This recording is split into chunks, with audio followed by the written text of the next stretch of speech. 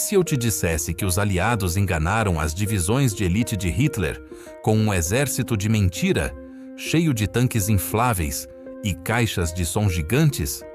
E que eles quase construíram um porta-aviões colossal, com 600 metros de comprimento, feito de serragem e gelo? Não, isso não é ficção. Foram projetos reais da Segunda Guerra Mundial. A história que você aprendeu na escola provavelmente pulou os detalhes mais bizarros, as estratégias mais desesperadas e a brutalidade mais crua do conflito que mudou o mundo. Se prepara, porque hoje vamos desenterrar os fatos mais insanos da Segunda Guerra, aqueles que desafiam a lógica e mostram um lado do conflito que você nem imaginava.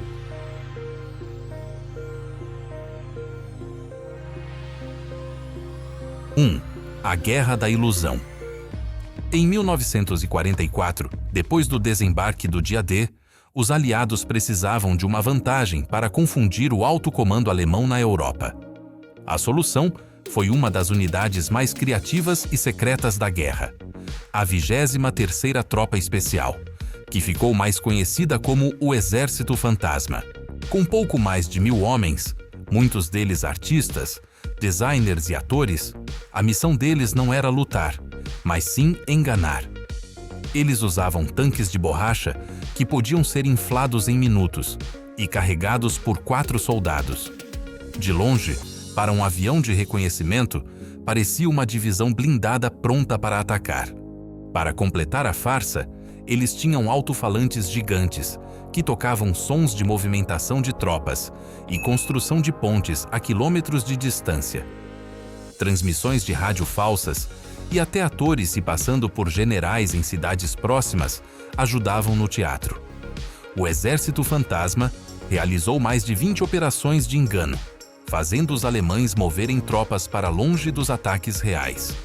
Estima-se que suas ações salvaram entre 15.000 e 30.000 vidas de soldados.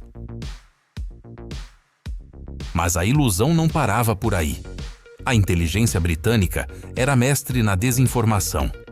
Na Operação Mincemeat, eles pegaram o corpo de um homem sem teto galês, Glyndwr Michael, que morreu após ingerir veneno, vestiram-no como um oficial britânico e prenderam uma pasta com planos secretos falsos no seu pulso.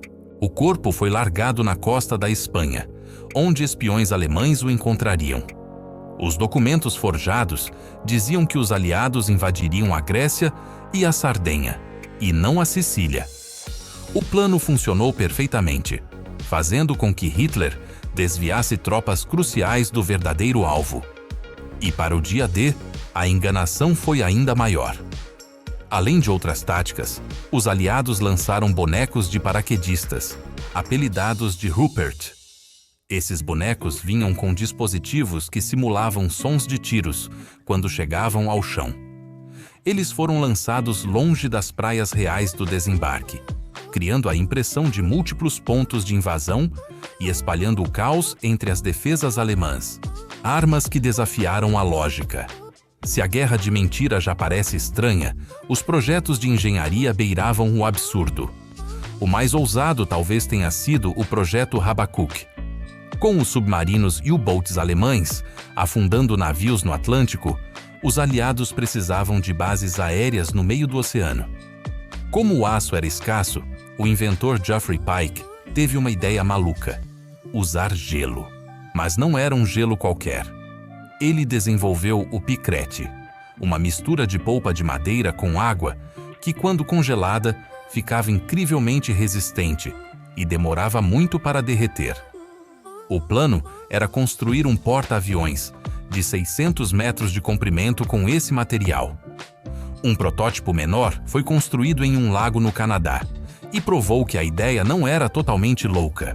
Mesmo assim, o projeto foi abandonado por ser caro demais e porque novas tecnologias, como aviões de longo alcance, resolveram o problema dos U-boats de outra forma. Em terra, os alemães também tinham suas armas esquisitas. Uma delas era o Goliath, basicamente uma mina sobre esteiras controlada por um cabo. Esse mini-tanque não tripulado carregava entre 60 e 100 quilos de explosivos. O operador, de longe, guiava o Goliath com um joystick até um tanque, ponte ou forte inimigo, e o detonava. Apesar de lento e vulnerável, o Goliath foi um tipo de ancestral dos drones de combate terrestres de hoje. E o mais misterioso de todos, o Kugelpanzer, ou tanque-bola. Capturado pelos soviéticos na Manchúria, esse veículo esférico para uma só pessoa é um enigma completo. Só existe um no mundo, e ninguém sabe ao certo para que servia. Reconhecimento? Lançar cabos? As teorias são muitas, mas a verdade continua um mistério. A Segunda Guerra não foi só sobre enganos e tecnologias bizarras. Foi o palco da maior brutalidade da história moderna, especialmente na frente oriental. A ideia de que a expectativa de vida de um soldado soviético em Stalingrado era de 24 horas é um exagero, mas captura bem o inferno que foi aquela batalha. A guerra no leste foi uma guerra de aniquilação. Para se ter uma ideia da escala, para cada soldado americano que morreu lutando contra a Alemanha, morreram entre 25 e 35 soldados soviéticos. O cerco de Leningrado, que durou 872 dias, é um dos episódios mais sombrios da guerra.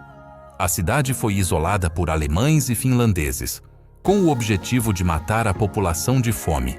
O número de civis e soldados soviéticos mortos apenas em Leningrado durante o cerco foi tão grande que rivaliza, e talvez até supere, o total de soldados americanos e britânicos mortos em toda a guerra. A fome era tão extrema que as pessoas comiam cola, couro e, em casos desesperados, praticavam canibalismo. Cerca de 1 milhão de civis morreram. A desumanidade não ficou só na Europa.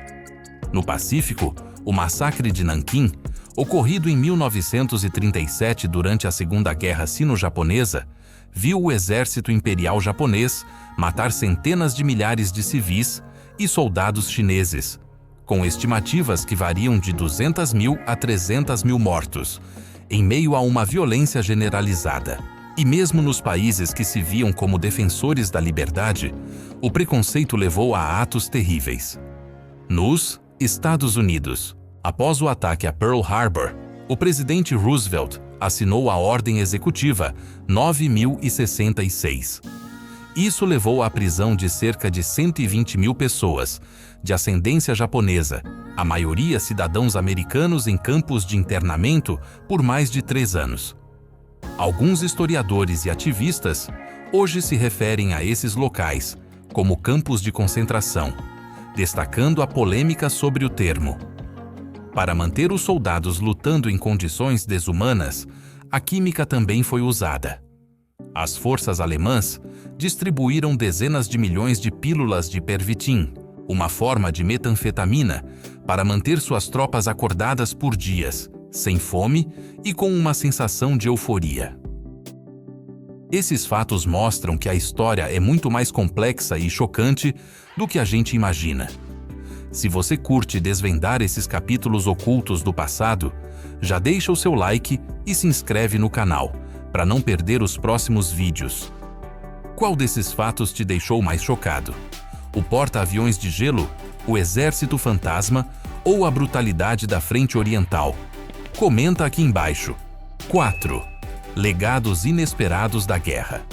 A guerra, com sua pressa por inovação, também deixou legados inesperados que usamos até hoje.